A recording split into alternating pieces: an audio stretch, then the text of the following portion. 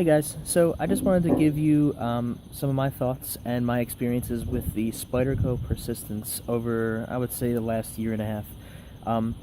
I used to work in a lab in a manufacturing plant, and I would use this little guy every single day.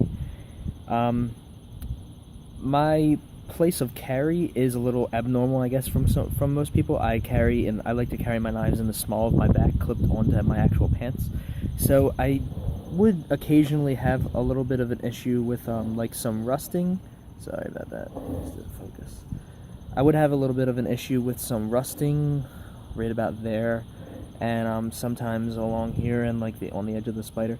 But for the most part, it stood up pretty good. I mean, 8CR13 MOV isn't the best steel ever, but it stood up pretty well. I never really had any rusting issues throughout the stainless steel liners or anything, or for the most part, I would just clean it with, we had isopropanol in our lab, and I would just squirt it out every day with isopropanol and like wipe it down with a Kim wipe or something.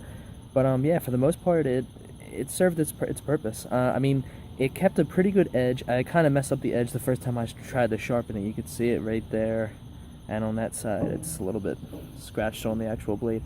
But I tried to use a sharpening stone, and I didn't really know what I was doing. Since then, I've graduated to the Spyderco Sharp Maker, which makes things a lot easier. But yeah, for the past year and a half, it's kept its edge fairly well. I would have to sharpen it maybe every, I don't know, couple, I would say, weeks.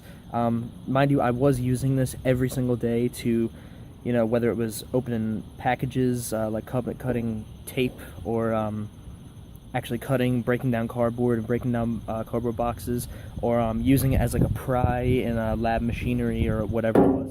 But yeah, the biggest thing that that I wanted was, I just wanted something with more, I don't know, ease of use, with something that, like, if I was wearing gloves or something, I would be able to open it much more easily than I was using the Kershaw 3/4 ton. But that thumb stud just doesn't even compare with the spider hole that Spyderco Knives has.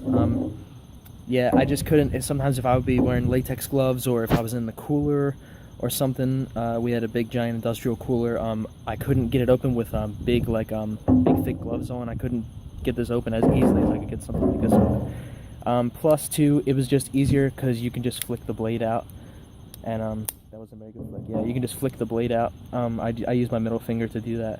And yeah, overall, it just seemed like a little bit of an upgrade, even though the 3/4 ton is also an awesome knife.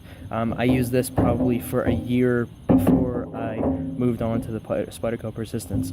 I like the smaller blade instead of using the Tenacious, because it just seemed to be of better use to me. I didn't need a huge blade. I didn't need anything tactical. It was just going to be a work knife, and I just wanted something cheap, something that I could beat up on. And as you see, I've kept it in really good condition. I've always kept the blade oiled, and I've tried to keep lint out of there as much as possible. But again, I was carrying this every single day. I don't know, a minimum of 8 hours a day, sometimes 6 days a week, most of the time 5 days a week. And yeah, wearing it in the small of my back where I was sweating a lot.